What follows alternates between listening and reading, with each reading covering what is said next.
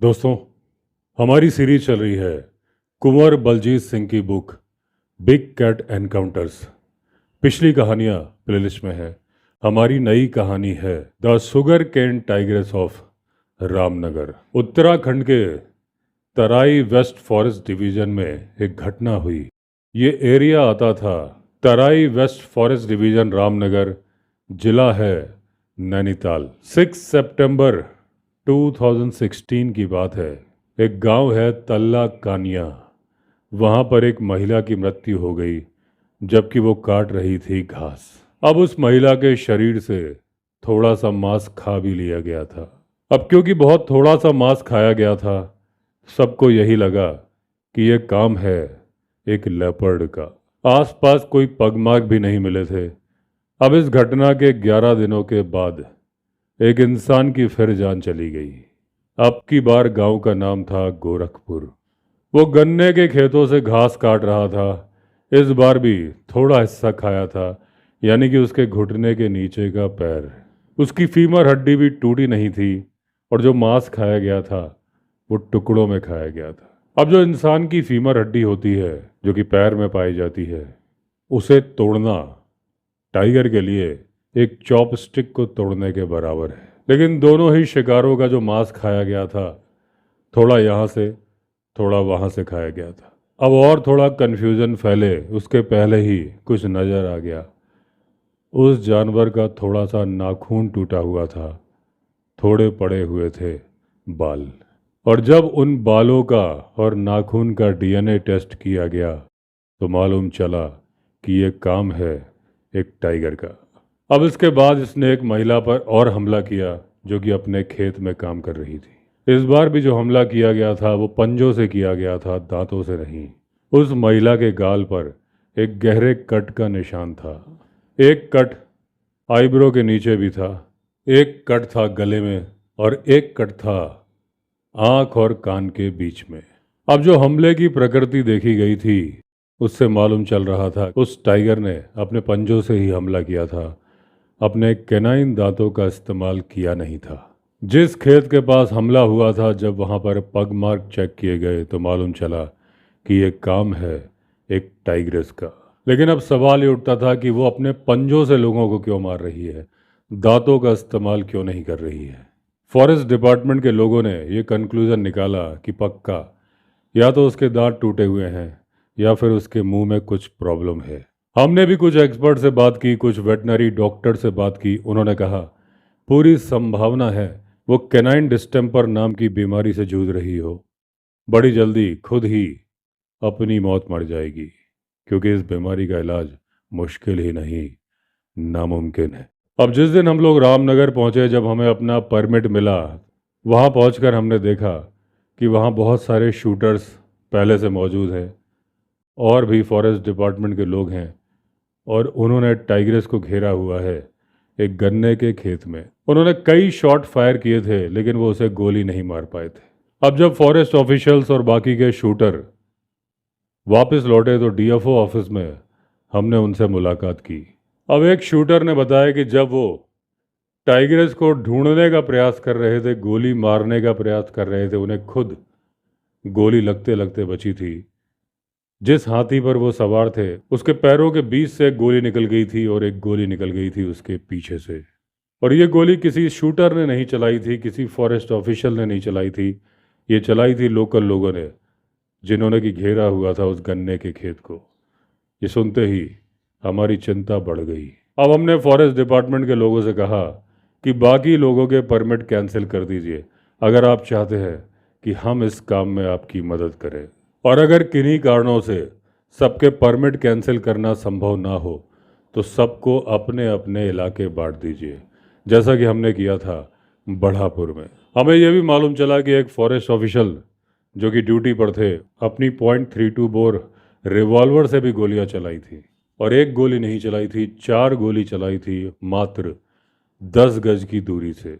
उनकी किस्मत अच्छी थी कि उनमें से एक भी गोली सही निशाने पर नहीं लगी। अगर लग जाती तो कहानी कुछ और होती, यानी कि शिकारी खुद शिकार हो जाता। इतनी छोटी सी बैरल जो कि सिर्फ 5 या 6 इंच की है, इतना वेग पैदा नहीं करती, इतनी ताकत पैदा नहीं करती कि वो कुछ नुकसान कर पाए टाइगर का। अगर ये 5 गज की दूरी से भी टाइगर के ऊपर चलाई जाए तो इस गोली में इतनी ताकत नहीं होगी कि वो टाइगर की खोपड़ी को भेद पाए। अब मीटिंग में हमें मालूम चला कि हमारे अलावा किसी भी शिकारी के पास .375 राइफल नहीं है। अब ये एक मिनिमम बोर होता है टाइगर को मारने के लिए। अब ये पूरा जो टाइगर को मारने या पकड़ने का प्रोग्राम था बड़ा ही अस्त व्यस्त तरीके से चल रहा था। कोई प्लान ऑफ एक्शन नहीं था, किसी को भी कोई ड्यूटी असाइन नहीं की गई थी, जिसकी जैसी मर्जी वैसे काम कर रहा था। अब जो हंटर्स थे, शूटर्स थे या फॉरेस्ट ऑफिशियल्स थे, वो टाइगर्स के बारे में इंफॉर्मेशन के लिए लोकल लोगों पर निर्भर थे। अब जैसे ही कोई इंफॉर्मेशन मिलती थी सारे के सारे भागते थे उस तरफ, और जब वो भागते थे वहाँ पर पहुँचते थे उन्हें बहुत सारे लोकल लोग अलग अलग फायर आर्म्स के साथ, लोडेड फायर आर्म्स के साथ खड़े मिलते थे। अब ऐसी जगह पर खड़े रहना भी खतरे से खाली नहीं होता जहाँ पर अनाड़ी लोगों के हाथ में भरी हुई बंदूकें हों। 1 अक्टूबर को गोरखपुर गांव में एक लीची के बगीचे में टाइग्रेस के पगमार्क मिले। वो जा रहे थे गन्ने की खेत की तरफ। हमने हाथियों को बुलाया। हम हाथियों के आने का इंतजार ही कर रहे थे कि हमने देखा कि बहुत सारे लोकल लोग जमा हैं। अब बगीचे में वो लोकल लोग भी पहुंच चुके थे। ज़्यादातर लोगों के हाथ में तरह तरह के हथियार थे। अब एक आदमी हमारे करीब से निकला, उसके हाथ में थी 12 बोर की शॉटगन, लोडेड थी, सेफ्टी कैच हटा हुआ था। गोली मारने के लिए तैयार ही था बंदा। किसको मारेगा नहीं पता। मैंने उससे पूछा, क्या ये लोडेड गन है? वो बोला हाँ। इसको कॉक क्यों किया है? बोला क्योंकि टाइग्रेस को मारने जा रहा हूँ। उसी वक्त हमने डिसाइड किया कि इस ऑपरेशन में हम लोग भाग नहीं लेंगे। अब क्योंकि हाथी आ चुके थे, हाथी के ऊपर हम बैठ तो गए, लेकिन अनमने मन से हमें लग रहा था कि जैसे ही टाइग्रेस नजर आएगी, ये धुरंधर जो कि बंदूकें लेके घूम रहे हैं, पता नहीं कहाँ कहाँ किसे किसे मारेंगे। अब इतने सारे लोगों के बीच में गोली चलाने की हमारी हिम्मत भी नहीं हो रही थी कि कहीं किसी इंसान को ना लग जाए, लेकिन हमें लग रहा था कि जैसे ही टाइग्रेस नज़र आएगी, ये धुरंधर जब गोली चलाएंगे तो गोली अगर टाइग्रेस को लगी तो भी हमारे लिए खतरा है, क्योंकि वो हमला हम पर ही करेगी। हम हाथी पर है उसके पास, और कहीं हमें लग गई तो हो गया कबाड़ा। हमारी किस्मत अच्छी थी कि टाइग्रेस नज़र नहीं आई और हमने राहत की सांस ली। अब वहाँ पर एक और टीम थी जो कि टाइग्रेस को ड्रोन की हेल्प से लोकेट करने की कोशिश कर रही थी, लेकिन उन्हें भी सफलता नहीं मिली। फॉरेस्ट डिपार्टमेंट के पास ना तो कोई प्लान था, ना ही था कोई सिस्टम भीड़ का नियंत्रण करने के लिए। अब अगर फॉरेस्ट डिपार्टमेंट के लोग भीड़ को नियंत्रण नहीं कर सकते थे तो कायदे से उन्हें शूटर्स को रात में ढूंढने की परमिशन देनी चाहिए थी। रात को टाइग्रेस को ढूंढने के 2 फायदे थे। एक तो लोकल लोगों की भीड़ नहीं होती, और दूसरा मैन ईटर ज़रूरत से ज़्यादा सावधान हो नहीं पाता जब उसकी आंखों पर रोशनी पड़ती है, क्योंकि उसे कुछ दिखाई नहीं दे रहा होता। उसकी आंखें चकाचौंध हो जाती हैं। हमने रात को एक भी शूटर्स की पार्टी को देखा नहीं था जो कि रात को कॉम्बिंग कर रही हो, और क्योंकि उस इलाके में एक ही टाइग्रेस थी तो इस बात की संभावना भी नहीं थी कि हम रात के अंधेरे में गलत टाइग्रेस को गोली मार दें। अगर आपको मैन ईटर मारना है तो आपको उसकी तरह से सोचना होगा और उससे 2 कदम आगे सोचना होगा। हमारे आने के पहले टाइग्रेस को 2 बार घेर लिया गया था। एक बार उसे घेर के ट्रैंकुलाइज भी कर दिया गया था, लेकिन वो घुस गई थी गन्ने के खेत में, मिली ही नहीं, यानी कि बाद में होश में आ गई। दूसरी बार तब घेरा गया था जब बहुत सारे लोगों ने तरह तरह की फायरिंग कर दी थी जिस दिन हमें परमिट मिला था। उसके बाद वो बहुत ज़्यादा चालाक हो गई थी, बहुत ज़्यादा सावधान हो गई थी, और जिस जगह पर उस पर हमला किया गया था वहाँ पर वो दोबारा आई ही नहीं। हमें 24 घंटे लग गए टाइग्रेस के बारे में लोकल लोगों से जानकारी इकट्ठा करने में और उसका मोडस ऑपरेंडी यानी कि काम करने का तरीका जानने में। अब टाइग्रेस जान चुकी थी कि जहाँ पर वो हमला करती है, अगर वहाँ पर वो रहेगी, बनी रहेगी, तो उसे घेर लिया जाएगा। इसलिए हमला करने के बाद, थोड़ा बहुत खाने के बाद, वो इस इलाके को छोड़ के चली जाती है। पास में जो गन्ने के खेत हैं उसमें उसे ढूंढ पाना मुश्किल ही नहीं, नामुमकिन होता है। अब जब टाइग्रेस हमें नहीं मिली कॉम्बिंग ऑपरेशन में गोरखपुर के पास में, और जब हमें मालूम भी था कि वो हमला करने के बाद दूर चली जाती है, तो हमने 2 नए तरीके ढूंढे रात की सर्च के दौरान। अब जैसे ही सूरज डूबा, हमने वो 2 एरिया सर्च करने शुरू कर दिए जो कि हमने तय किए थे। कई घंटे ढूंढने के बाद हमें अपनी सर्च लाइट में 2 आंखें चमकती हुई दिखाई दी, एक लहलहाते खेत में। ये खेत था पश्चिमी गोरखपुर में, जहां दिन भर हमने टाइग्रेस को ढूंढा था। अब जो चमकती हुई आंखें थी वो हमसे थी करीब 300 गज की दूरी पर। हमें उसका शरीर तो नजर नहीं आ रहा था, लेकिन आंखों के बीच का जो गैप था उससे हमें मालूम चल रहा था कि ये एक बड़ा जानवर है। जब हमने अपनी बाइनोकुलर का इस्तेमाल किया तो हमें मालूम चल गया कि ये तो टाइग्रेस ही है। बिना टेलीस्कोप के इतनी दूर से उस पर निशाना लगा पाना मुश्किल था, तो हमने डिसाइड किया कि अपनी जीप को थोड़ा और नज़दीक लेके जाएंगे। अब जब हम उस खेत के नज़दीक पहुंचे तो एक जो बांध बनाया जाता है खेतों की सिंचाई के लिए, वो आ गया हमारे रास्ते में। अब इन बांध की ऊंचाई 3 से 4 फीट होती है, जीप उस ऊंचाई पर चढ़ नहीं सकती। हमने डिसाइड किया कि हम ट्रैक्टर बुलाएंगे, क्योंकि एक सुनहरा मौका था इस टाइग्रेस रूपी मुसीबत से निजात पाने का। अब हमारे साथ एक सिख किसान था जो कि लोकल था। उसने कहा कि ये जो बांध है इस पर तो ट्रैक्टर भी नहीं चढ़ पाएगा।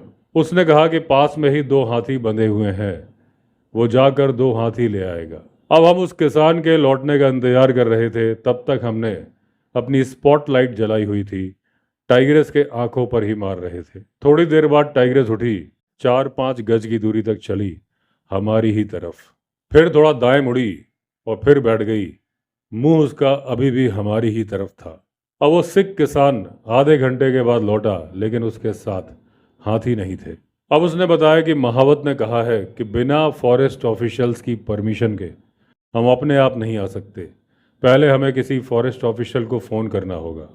हमने डीएफओ को फ़ोन लगाया, बार बार लगाया, लेकिन एक बार भी फ़ोन उठा नहीं, और उस मैन ईटर को मारने की गोल्डन अपॉर्चुनिटी हाथ से निकल गई। अब उस इलाके को हमने छोड़ दिया। अनमने मन से, आधे अधूरे मन से हम वहाँ से आए। टाइग्रेस अभी भी वहीं बैठी थी। फॉरेस्ट डिपार्टमेंट के लोगों ने हमें कोई भी सुविधाएं नहीं दी थी, हालांकि हमें सुविधाएं चाहिए भी नहीं थी। हम चाहते थे कि जहां मैन ईटर ऑपरेट कर रही है हम उस इलाके के पास में ही कहीं रहें, ताकि जब भी खबर मिले हम फौरन वहां पहुंच जाए।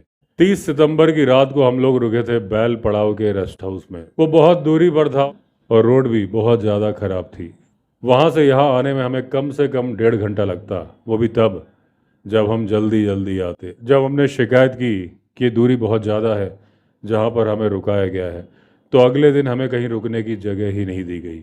हम एक रिजॉर्ट पे रुके अपने खर्चे पर। अब जब हमने फॉरेस्ट डिपार्टमेंट के लोगों का बिहेवियर देखा तो हमने डिसाइड किया कि 2 अक्टूबर को हम अपने घर वापस लौट जाएंगे।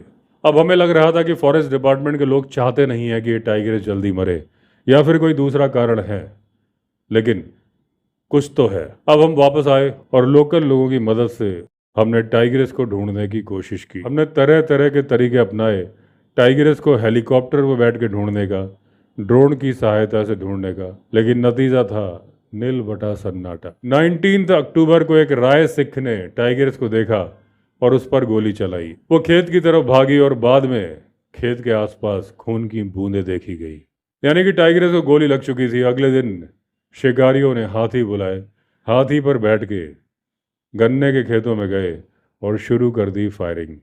अब पूरे दिन 40 गोलियां मारी उस मरी हुई टाइग्रेस को और दावा किया कि उस टाइग्रेस को उन लोगों ने मारा है। एक टेलीविज़न चैनल ने इस तमाशे को टीवी पर भी दिखाया। एक शूटर 300 किलोमीटर गाड़ी चला के पहुंचा अपनी फ़ोटो खिंचवाने के लिए उस मरी हुई टाइग्रेस के साथ। अब ये बहुत बड़ी खुशी की खबर है कि हाईकोर्ट ने मैन ईटर को गोली मारना बैन कर दिया है उत्तराखंड में। अब या तो उन्हें ट्रैंकुलाइज किया जाएगा या उन्हें पिंजरे में कैद किया जाएगा, कहीं और छोड़ा जाएगा या छोड़ा जाएगा जू के अंदर। अब हिली एरिया में टाइगर को ट्रैंकुलाइज करने में जो मुश्किलें आती है उसके बारे में मैं दूसरे चैप्टर में पहले ही जिक्र कर चुका हूँ। अब लोगों को सोचना पड़ेगा कि जो हाई कोर्ट के ऑर्डर्स हैं उन्हें किस तरीके से प्रॉपरली इम्प्लीमेंटेड किया जाए। तो दोस्तों, इसी के साथ एंड हुई ये कहानी। हमारी नई कहानी में फिर मिलेंगे। अगर आपने चैनल सब्सक्राइब नहीं किया है तो चैनल सब्सक्राइब कर लीजिए। चलिए फिर मिलते हैं, तब तक के लिए all the best. Vande Mataram.